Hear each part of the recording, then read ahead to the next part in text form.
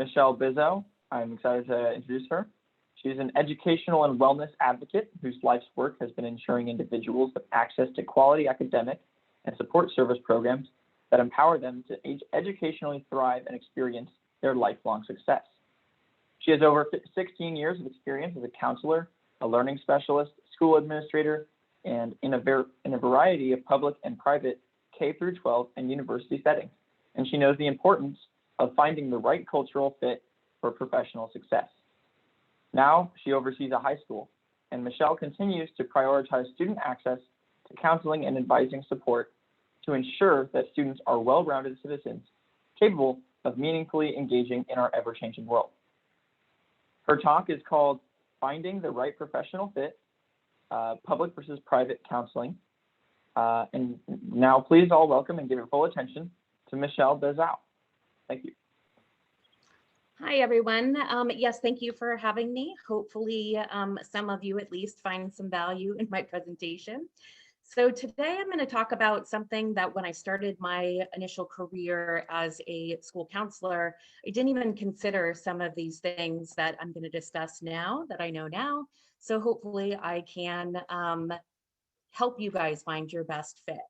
So today I'm going to go over just a little bit about me and kind of my background in both public and private school settings. We're going to look at kind of the differences between public and private schools, the education and training requirements for both settings, what to expect when you are a school counselor in both of these school settings. There are some unique differences that we'll go over. Of course, legal and ethical considerations.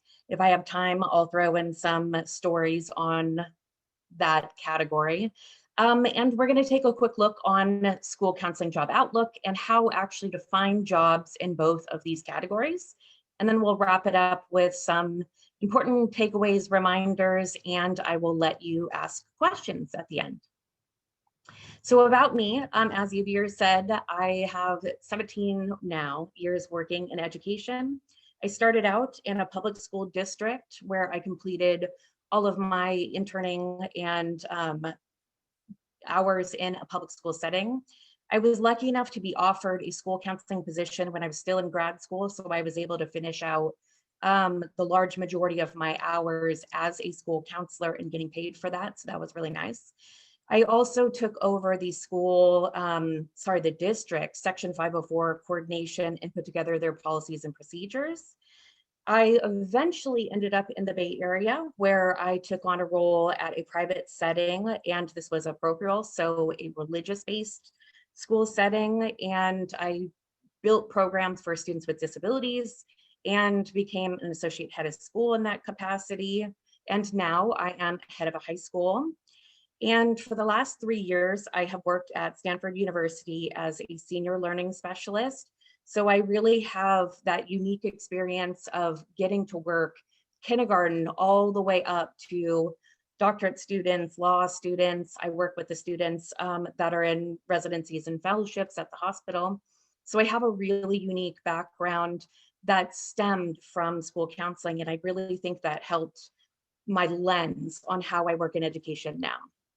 So there are two main types of school settings. And within one of the school settings, I'll break it down a little bit. But in the public school setting, which most of our speakers today are involved in public school settings because that is the large majority. But these are free school systems that students can participate in. That's not only kind of your local geographic public school district, but charter schools that are kind of branches off that stem from generally public school districts. There's also private schools. These are generally tuition-based, meaning families are having to pay, in some cases, a substantial fee to send their student to these schools. There are religion-based schools, and there are also independent schools. Those are actually two key differentials. Both of those programs tend to be very much college prep. So even if you start out in kind of the kindergarten, the parents' expectation and the progress of the grades is that the expectation is that the student will then go on to college. So there is pressure in that regard. Some independent schools, along with just being that typical college prep, can be really targeted to specialized populations. So based off of specific academic need, based off of learning differences, there are some schools for autism spectrum disorder, vision, and hearing. So sometimes these are really very specific fits for students that really thrive in a dedicated environment for them.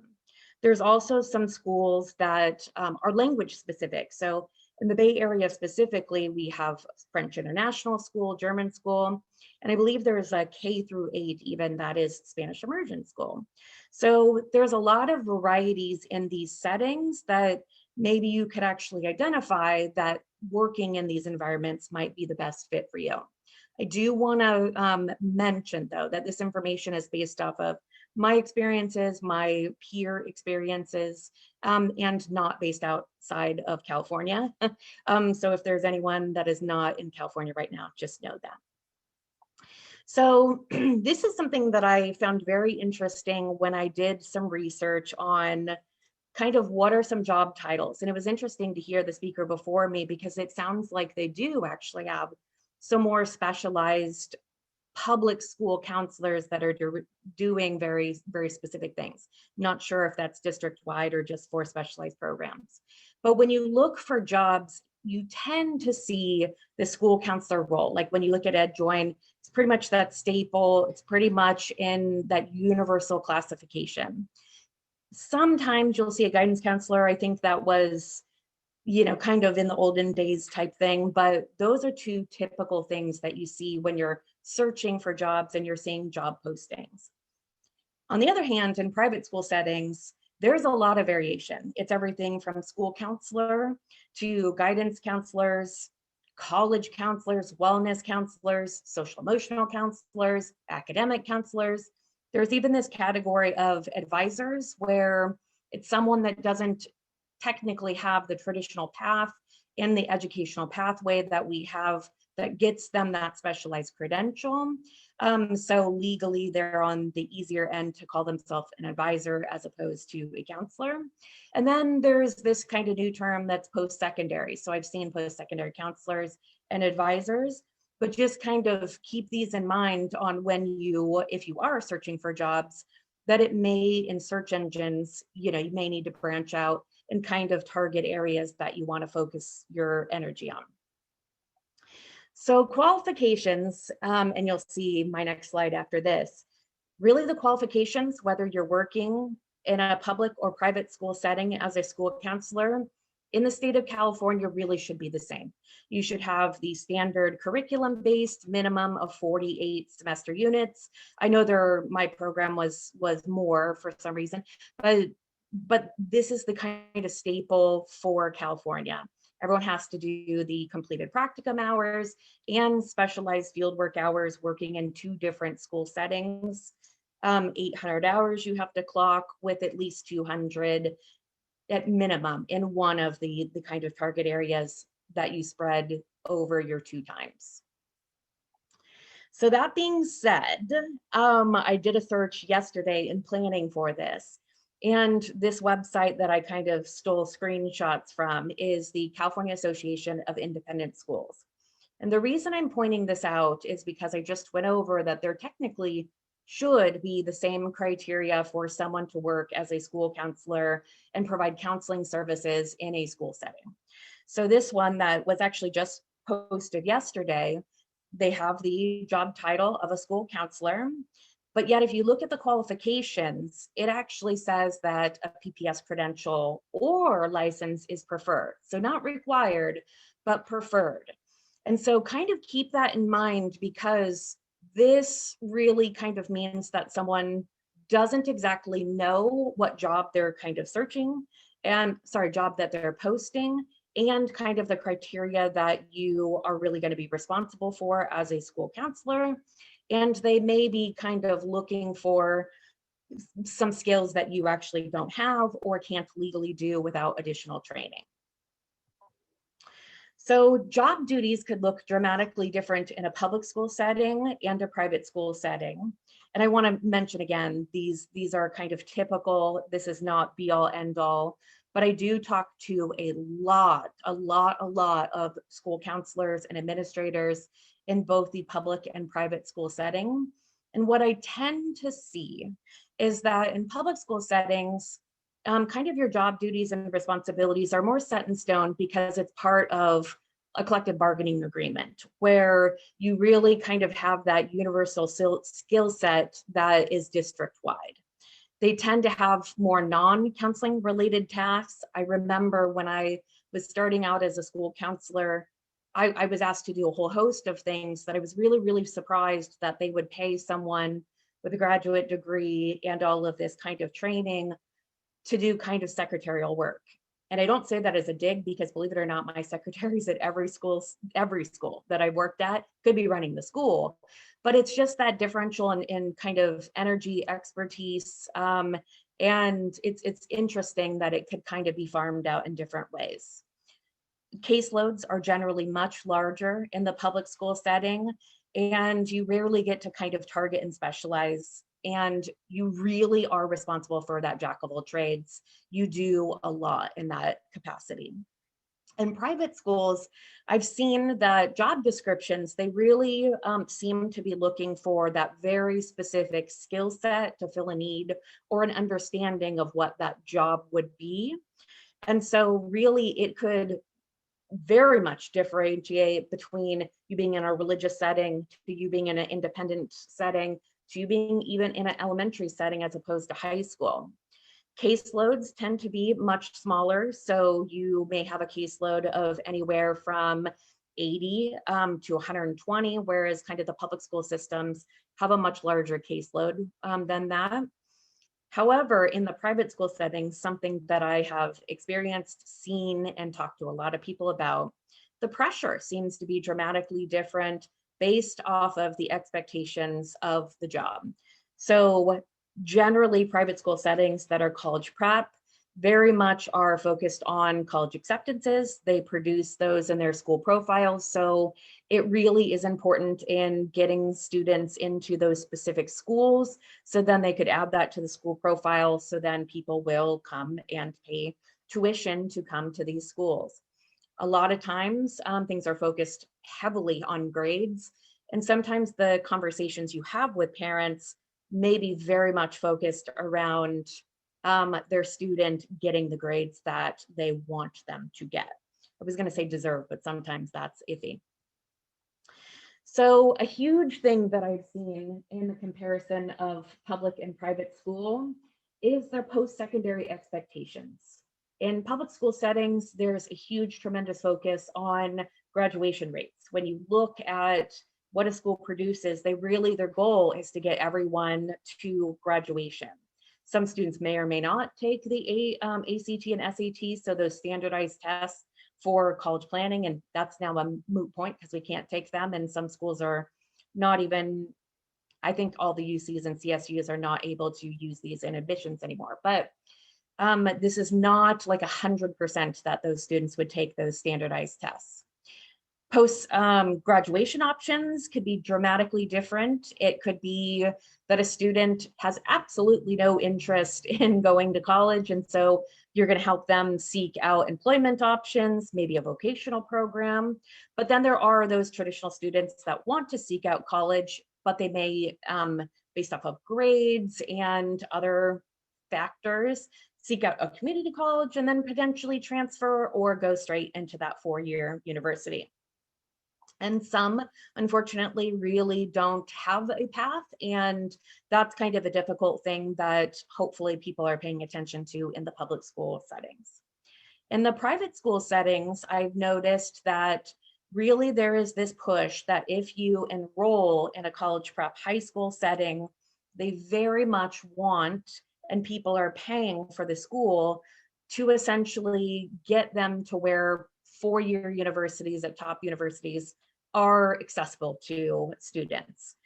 Really, in a lot of private settings, it would be devastating to them if we didn't have 100% college acceptance. That's something that's also produced on a school profile.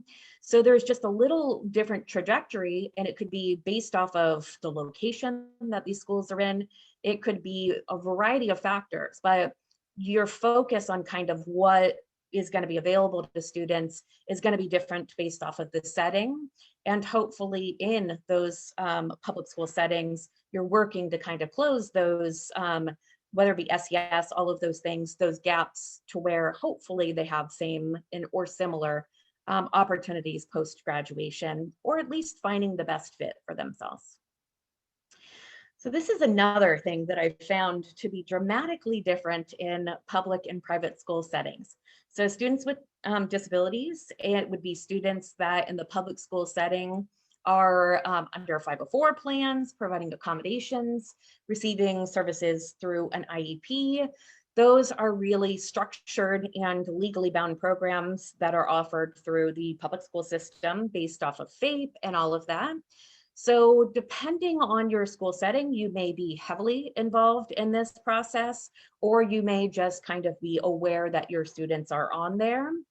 And mainly the IEP services tend to go through school psychologists, but you may attend those meetings and assist with some wellness kind of strategies or academic planning for those students. In private school settings, because it's not bound by FAPE, once you leave a public school setting, you actually waive your rights to the IEP services, but the public school setting will still offer an ISP plan that some students will continue on. That's very interesting because it's kind of like a very simple consultation service. I rarely see it be like super robust and provide relevant services that an IEP would. But in private school settings, as I mentioned before, they sometimes offer very targeted programs through an individualized learning plan, or simply some schools call them accommodation plans. They may or may not have a resource or learning specialist. So you may actually kind of be put in a position to where you're reading psychoeducational evaluations, determining an accommodation, submitting accommodations to College Board for standardized testing, and determining accommodations. One thing that I do want to mention based off of massive difference between public and private school settings is where your evaluations come from. I do see, you know, a chunk of evaluations that come from public school systems, and they qualified, and then they could receive accommodations through a private school setting. But more often than not, I see a lot of independent psychologists, some educational psychologists that provide evaluations. Additionally, I've seen this weird thing where educational therapists are providing these evaluations and determining disability, and that's actually illegal unless they actually have a license through California. However, I want to say that, so I was kind of blindsided when I started working in a private school setting that these people that were not licensed were completing these evaluations to determine disability, and that these evaluations were getting submitted to College Board for standardized testing to get accommodations. And when I go over kind of the legal and ethical things, that's actually something pretty scary. And I have had to, at this point, testify against 9 people for practicing without a license. So it is kind of a big deal. The legal and ethical considerations, one thing is that you as a school counselor are the one that got the education and the credential. It really is on you to understand what the laws and professional ethics are for your practice area.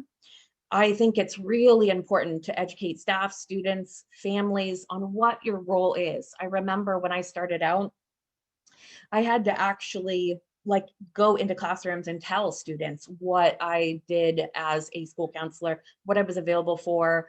And then by doing that, you could also help to set kind of some good boundaries for yourself. And this is actually universal, depending on public and private, doesn't matter. I really, really, really recommend that you consult with school counseling peers in a variety of settings.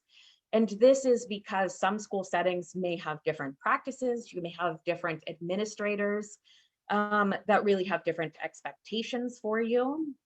A huge thing that I've recommended over the years, and I will provide everyone this link to this protocol manual, is that it's really, really important to understand and be able to on the split second to be able to do a risk assessment. And you may have kind of more people helping out in the building. It may fall on you. So really being confident in your risk assessments, knowing what your school's policies and procedures are, because I will say it's sometimes dramatically different on expectations in a public school setting as opposed to a private school setting. I've seen to where some of my colleagues followed this manual to the letter, and then they still had some pretty negative consequences if a parent complained. And so it really is important that you're backing it up with not only your expertise on what it is that you know based off of law and ethics, but that you're using sound resources on how to actually walk through procedures with the risk assessment, and that your administrators hopefully know and are on board with these things. If not, that comes to my next thing: document, document, document. Really, and this isn't, I know school counselors have a different kind of policy than, say, a therapist would with their case notes, but it really is important that you're documenting for your sake, you're documenting for planning for the student, that you know who, what, when, where, why in your decision making, so that you could fall back on that if there are any problems. It's really important to know what your supervisor expects of you, not only in your role as a school counselor, but along with the risk assessments. What are the procedures? Technically, across the board, this should look the same. But I've been around long enough and I've talked to enough people that I know that this looks dramatically different in a public school setting than it does in kind of a religious-based setting in how they approach and handle things. I have spoken to peers that there was a clear-cut case of needing to file a CPS report, and their advisor forbid them to do that because the expectation is that they handle that kind of in-house in speaking to families. So I would document that and I would still file, but know your parents' not your parents, your administrators' expectations, and really make sure that if there are any grievances that you document that and make sure that you're crossing all of your legal and ethical kind of guidelines.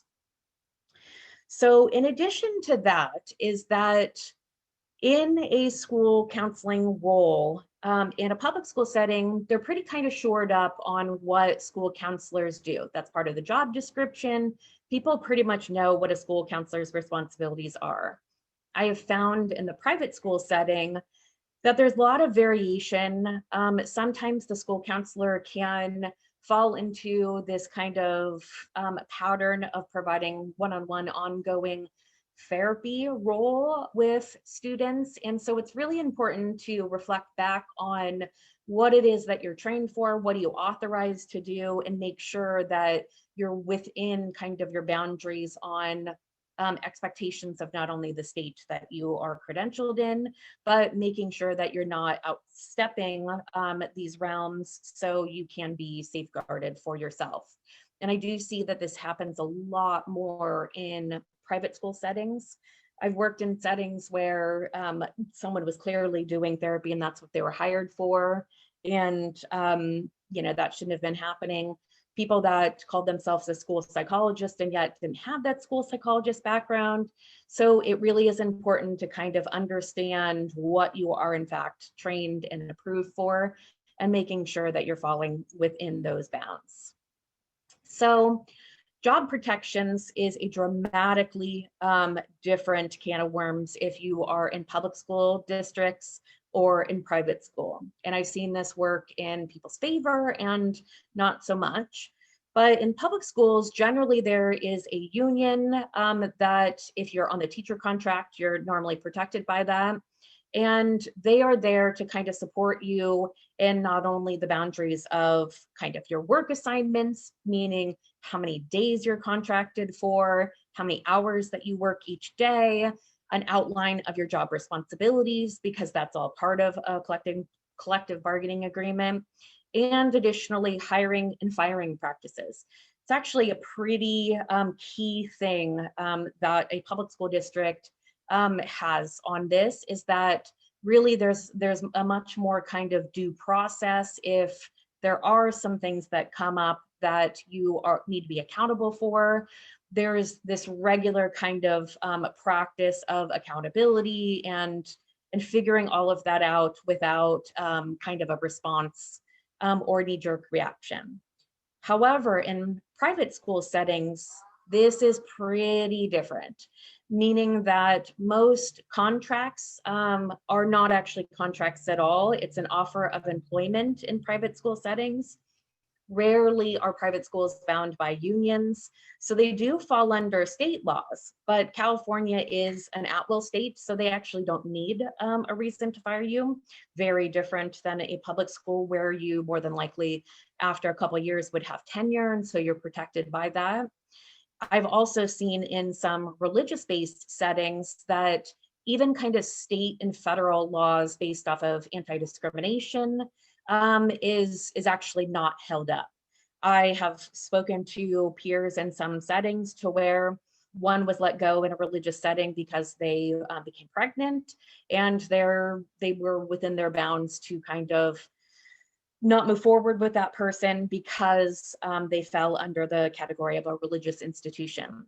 So when you're looking at jobs, really you need to identify what not only kind of work experience you want, but what job protections you expect, and be mindful of that when you are searching and becoming employed in some of these school settings.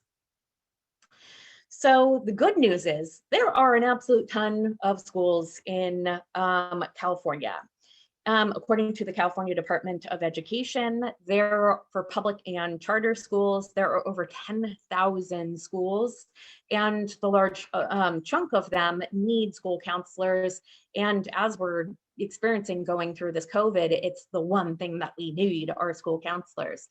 Private and independent schools, over 3,000. So there's a lot of opportunities for kind of more that smaller environment. If you're looking for that, there are a lot of good opportunities out there, especially right now, if you are seeking employment. So where you would find these jobs tends to be a little bit different. In public school districts, I notice most of the schools post on EdJoin. Some private schools in independent and religious-based parochial, they do post on EdJoin as well, but that's kind of few and far between. I recommend that you look at the California Association of Independent Schools if you're looking for an independent school. Some religious-based schools post on that organization as well as the National Association of Independent Schools, and individual school websites. So a lot of Bay Area schools that are really those renowned college prep schools, and sometimes they don't even post on outside websites because people are so constantly looking at their website for jobs that they only post on their website, and then they have success with that. Additionally, a little bit different than public school settings, networking and really getting to know people that work at those schools can be very valuable, because then you may know when a job is coming up, when people are moving on from jobs, and you may be able to get your foot in the door that way.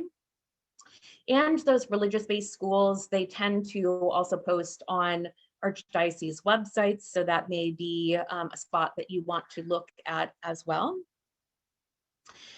And so some really key important reminders is that you 100% are going to be responsible for practicing within your kind of professional standards, making sure that you are following best practices and the laws sent forth based off of California business codes, based off of California ed codes, the teaching credentialing.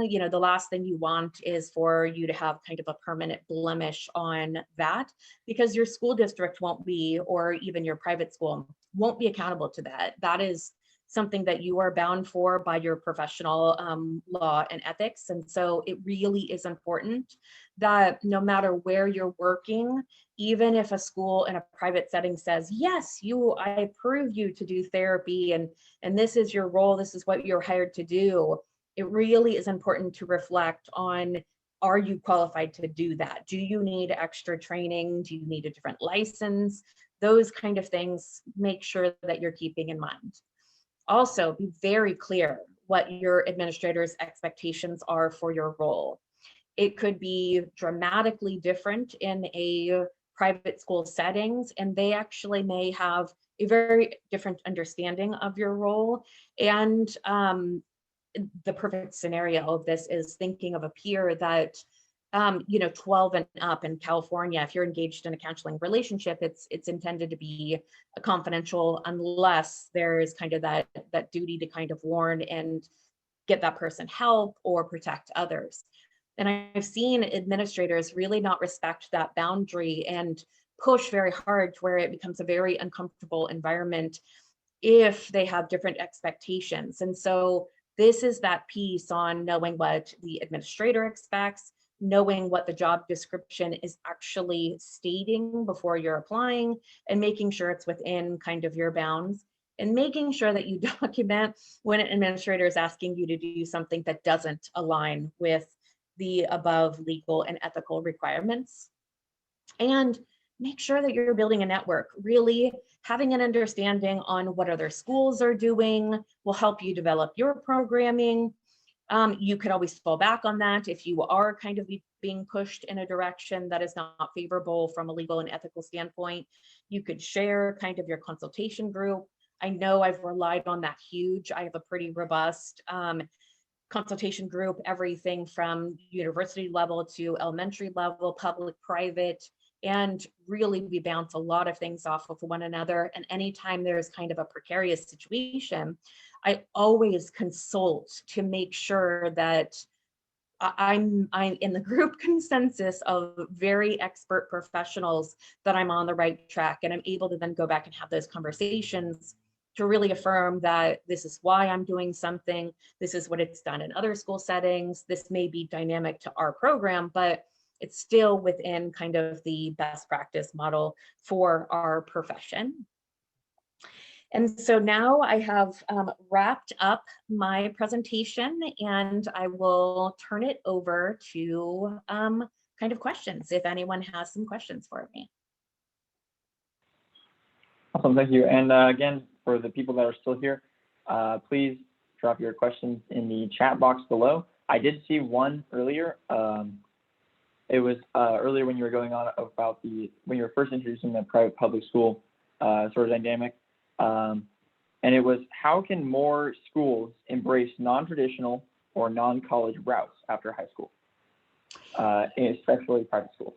So, yeah. Especially in private schools, is that what you're suggesting? Yeah. Yeah. So I actually think that's incredibly important in really identifying what the student wants and having lengthy conversations with parents on that. We've gotten around kind of that 100% success rate on getting into colleges by having students, regardless of what they want their outcomes to be, to still continue to apply to colleges. That's a little sneaky kind of way around things, that even if they don't plan to go to college, they've gone through that process. They know how to complete those steps. They've gotten some acceptances, and then they could decide from there. So we could kind of strategically still count that student within that number that we could put on our school profile. However, now more than ever, we're really focusing on the health and wellness of students and what outcomes they want. And I know some students that I've worked with and that are in programs that I've worked with, that going to college is absolutely no interest to them at all at this point. It could be different in 5 years, even 10 years. That's actually the beauty of college.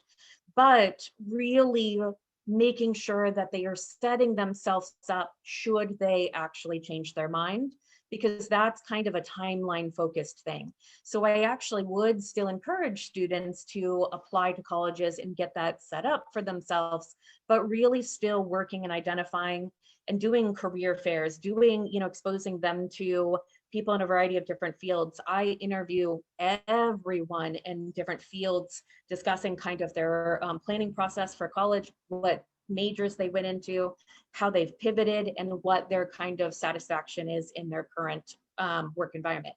So really gearing that and not only covering the academic and the wellness piece, but really that college and career piece will help students focus on that as well. Okay, thanks. I received one more. They're getting sent directly to me sometimes, so make sure to put them, to address them to everyone in the meeting.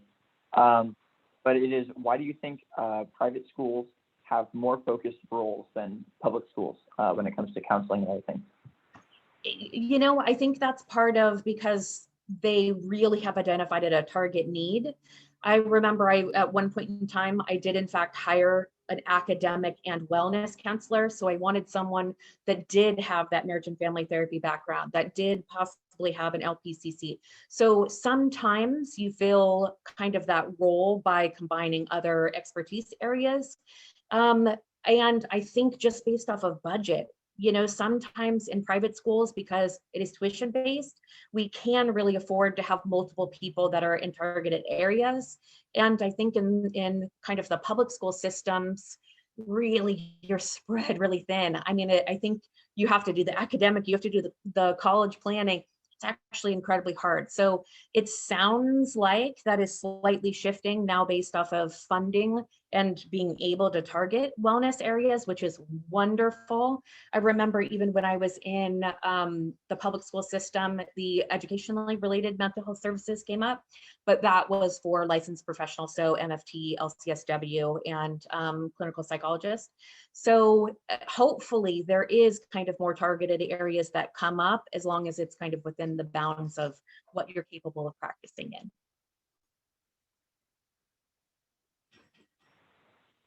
All right, thank you so much.